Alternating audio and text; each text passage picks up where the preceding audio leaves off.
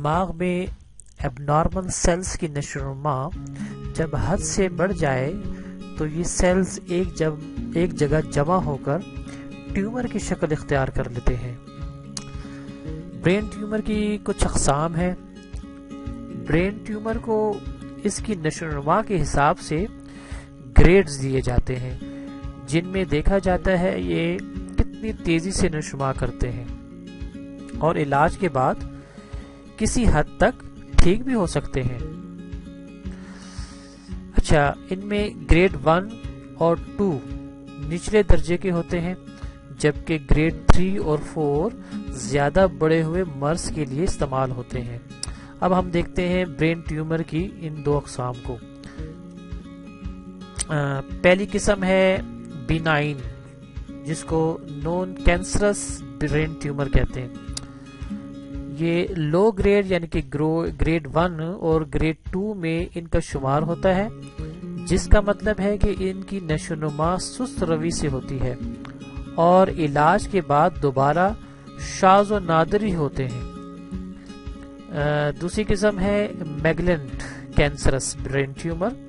یہ high grade یعنی کہ گریڈ 3 اور 4 ٹیومرز ہوتے ہیں، جو یا تو دماغ میں ہی پیدا ہوتے ہیں یا کسی اور جگہ سے پھیل کر دماغ میں آتے ہیں۔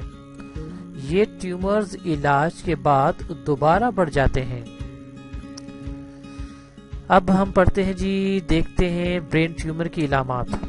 تو برین ٹیومر کی علامات کا انحصار دماغ میں موجود ٹیومر کی جگہ پر ہوتا ہے، یعنی ٹیومر دماغ کے کسی حصے کو متاثر کر رہا ہے۔ اس کی عام علامات یہ ہیں: سر میں مسلسل شدید درد ہونا، دورہ پڑنا یا جھٹکے لگنا، مسلسل متلی آنا یعنی کہ الٹی یا غنودگی کی کیفیت ہونا، ذہنی کیفیت میں تبدیلی جیسے یادداشت میں کمی یا شخصیت میں تبدیلی، جسم کا ایک حصہ کمزور یا مفلوج ہو جانا، دیکھنے یا بولنے میں مسئلہ ہونا۔ بعض اوقات اس کی کوئی علامات ظاہر نہیں ہوتی اور یہ آہستہ آہستہ نشو و نما پاتا رہتا ہے۔ تو ہم اس صورت میں ڈاکٹر سے رجوع کریں۔ اگر اوپری درجے کی علامات نظر آئیں تو فوری طور پر ڈاکٹر کی شدید سر درد سے رجوع کریں۔ ٹھیک ہے شدید سر درد سے رجوع کریں۔ خاص طور پر صورت میں ڈاکٹر سے رابطہ ضرور کریں۔ ضروری نہیں کہ سر درد کی وجہ سے برین ٹیومر ہی ہو، لیکن پھر بھی ڈاکٹر کو دکھانا بہت ضروری ہے آپ کے لیے۔ اگر آپ کا فزیشین اس کی وجہ نہ سمجھ سکے تو وہ آپ کو نیورولوجسٹ کے پاس جانے کا مشورہ دے گا تاکہ آپ ضروری ٹیسٹ کروا سکیں۔ اچھا، برین ٹیومر سے کون کون سے لوگ متاثر ہوتے ہیں؟ تو برین ٹیومر عمر کے کسی بھی حصے میں ہو سکتا ہے۔ ان میں بچے بھی شامل ہوتے ہیں، لیکن عام طور پر یہ بوڑھے لوگوں میں زیادہ ہوتا ہے۔ ہزاروں مریض ایسے ہوتے ہیں جنہیں برین ٹیومر ہوتا ہے۔ ان میں سے آدھے لوگوں کا ٹیومر کینسرس ہوتا ہے، جبکہ بقیہ لوگوں کو دوسری طرح کا برین ٹیومر ہوتا ہے۔ اب ہم دیکھتے ہیں برین ٹیومر کی کچھ وجوہات اور اس کے خطرات۔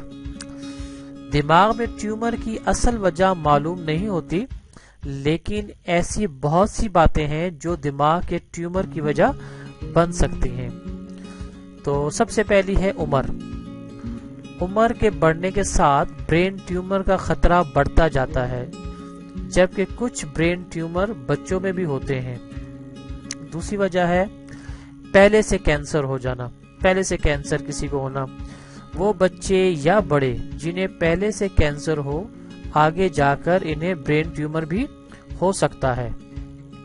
اچھا، ایک وجہ ہے ریڈیشن۔ ریڈیشن بھی برین ٹیومر کا باعث بن سکتی ہے۔